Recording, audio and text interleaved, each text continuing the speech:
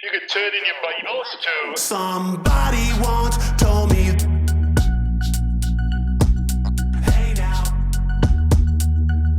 what a concept. Somebody once told me, I said yeah. Go for the motorcycle. Hello and welcome back to Somebody Once Told Me, the podcast exploring the voice of Christ and his church in the book of Psalms. We spent a few episodes there, don't know if you noticed, just going off on a mighty tangent in the world of hermeneutics, how we understand the Psalms. I mean, hopefully it was helpful, but we want to really get back to maybe the proper thing, which is let's look at these Psalms and think what's going on in them. Yeah. You know. So this episode, what are we going to be talking about as? So, off the back of the hermeneutic stuff, we talk a lot about, the Psalms are being about Jesus, and we mentioned them being really about him and his prayers, him speaking. So this episode, I thought we could flesh that out a bit more. Yeah. How we can confidently look and read the Psalms and see them as the voice of Jesus. Yeah. They are his prayers. And I think there's a really, really helpful bit in Hebrews which can make us think, oh yeah, of course, these are the earthly prayers of Jesus. Yeah. Do you want to read it out? Yeah, Hebrews 5 verse 7.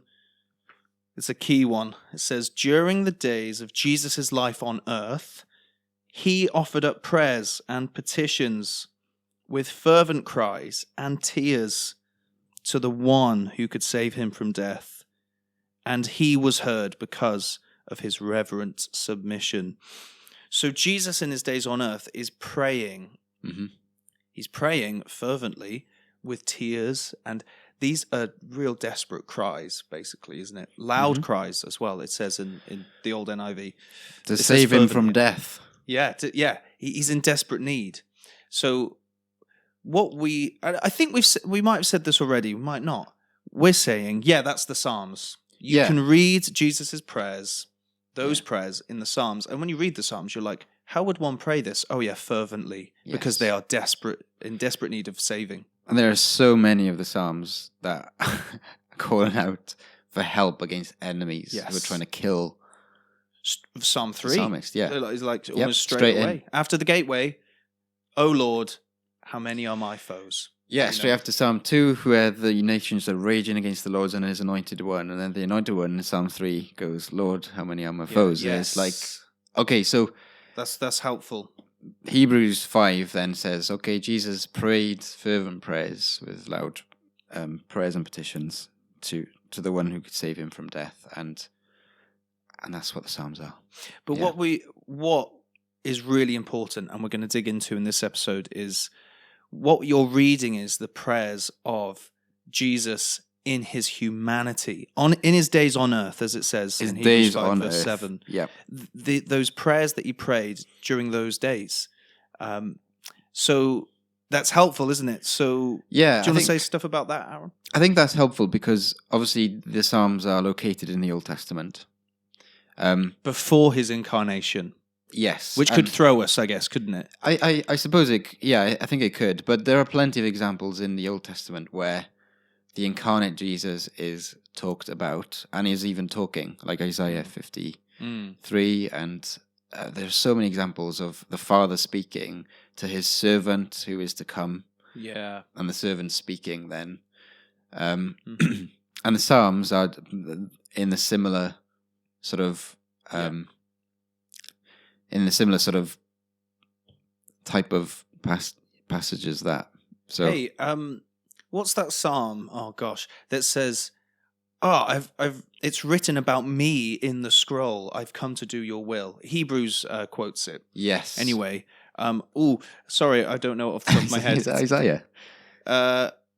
No, I think it's Psalm 40. Is it? It's Psalm 40. It's Psalm 40. Yeah. Mouse. My Bible's over there. Wait.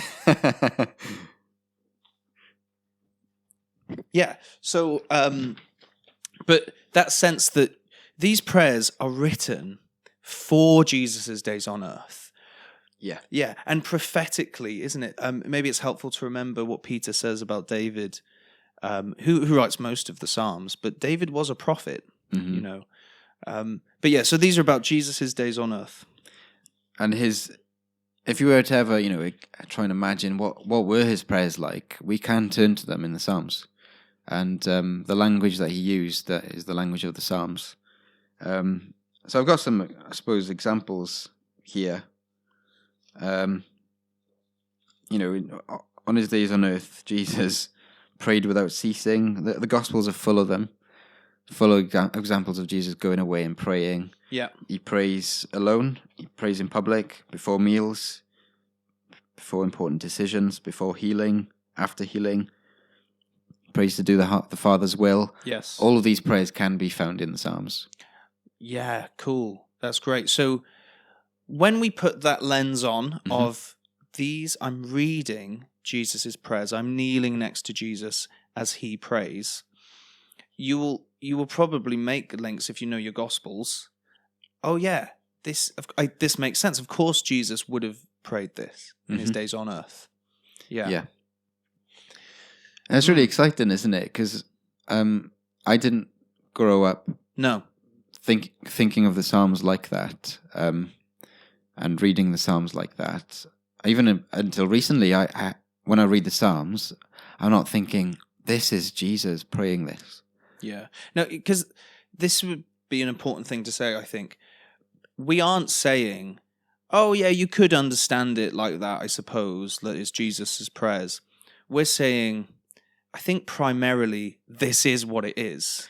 I think that's the intent of, the prophecy of David, isn't it? Yeah.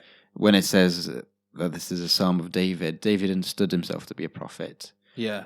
And so what is this book of Psalms? It is the prayers that Jesus prayed in his days on earth with loud cries and fervent prayers, to the one who could save him from death. That is what we're reading when we read the Psalms. Now, if we double down on that, how exciting is that? The insight it's really exciting. And then it teaches us then, isn't it? Because he's human. Yeah. Like us. It teaches us how to pray. He's the new humanity, isn't he? Yeah. The second Adam. And yeah, we're learning from him, how to pray.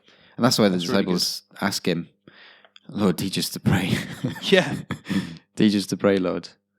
And there's that bit, isn't there, where Paul even says, we don't know how to pray. Yeah, Romans 8:26 says that. We don't know what we ought to pray. What we ought to say. And the disciples are like, Lord, teach us to pray. And Jesus teaches them, but he's given us the book of Psalms. Yeah. And he exemplifies what it is to pray through trial, through suffering, through joys, through sorrows. And so it's an exciting prospect to read the Psalms in this way. Yeah. So that's just what we want to put out there in this episode, isn't it? The Psalms are Jesus' prayers in his days on earth. That's exciting. Maybe you've got some questions about that and how that works. Maybe you think, how does that work in this psalm? Drop us a message. Yes. It will help us as well think this. It will, yeah. Thank you. Thank you. Catch you on the next one.